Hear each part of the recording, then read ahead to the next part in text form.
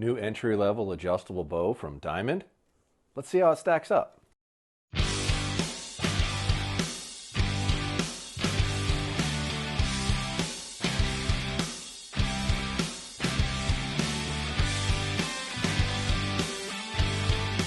Hello and welcome back to the YouTube channel. MFJJ here talking about Diamond by Bowtech's new Edge Max. This is replacing the Edge 320, I want to say, in the line. It's still in there right now, but it is going to go away pretty soon. It's a little lighter, a little sleeker version of that bow.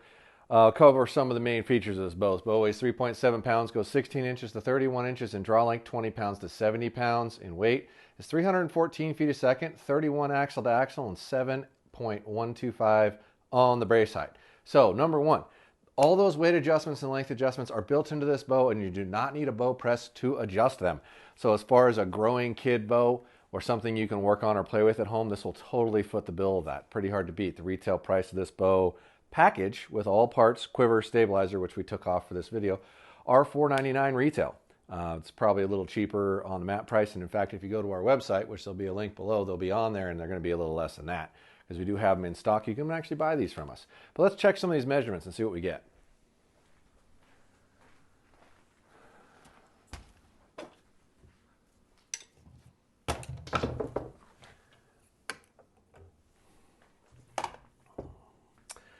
All right, as always, let's see if we can measure our reflex here.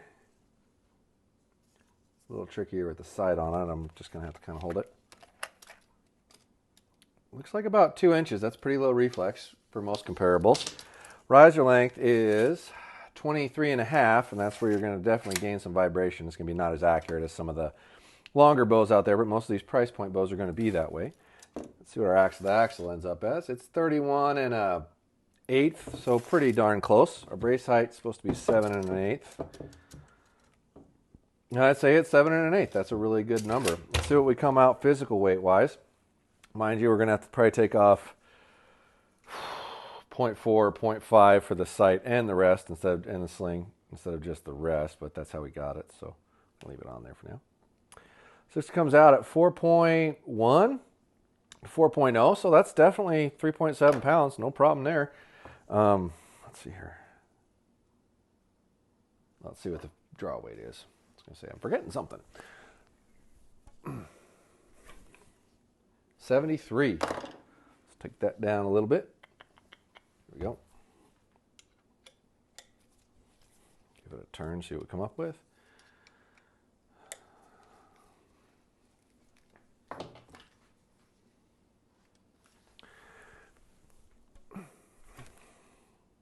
Not too much, 68.9. Give her a quarter. Turn her up a quarter. 1/4. 1/4.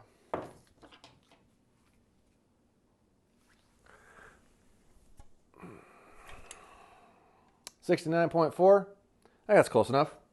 Let's see how this bow feels.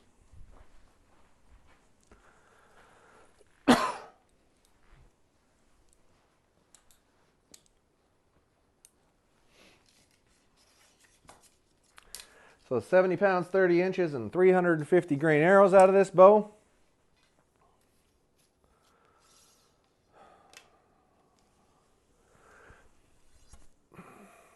The draw force curve isn't really bad at all, but most of these bows, in general, it's definitely a lot louder than most bows you're going to try.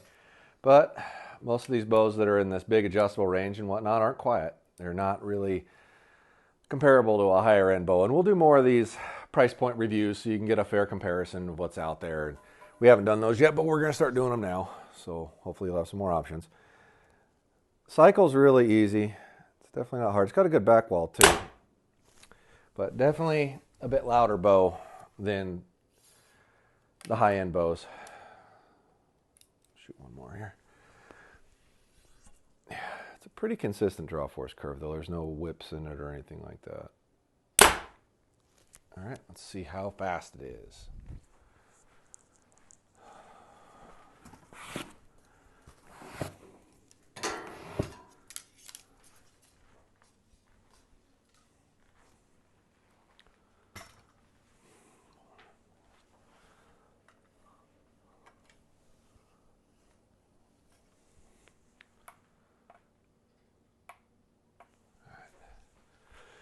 Okay, 70 pounds, 30 inches, 350 grain arrows. We're looking for 314 feet a second is the published speed on this bow.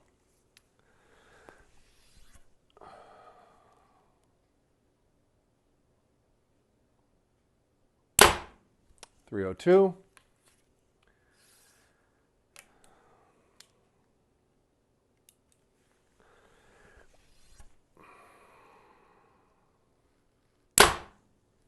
Duplicate.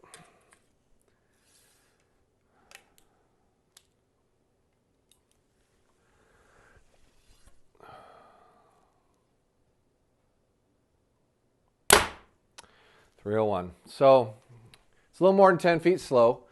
Not a giant surprise. Most of these big adjustable bows, that's what you're giving up when you buy a bow like this. And I don't mean a bow like this like a diamond. I mean a bow like this like anybody who's got a draw length that's 15 inches to 30 inches or something crazy like that, where it's a pivoting module. What you're getting in that is a broad adjustability, i.e. not efficient. So you're not going to get massive velocity out of these bows, no matter whose they are or who makes them. So understand that when you're buying one of these things, you're buying an adjustable bow that's really intended for a kid that'll fit an adult.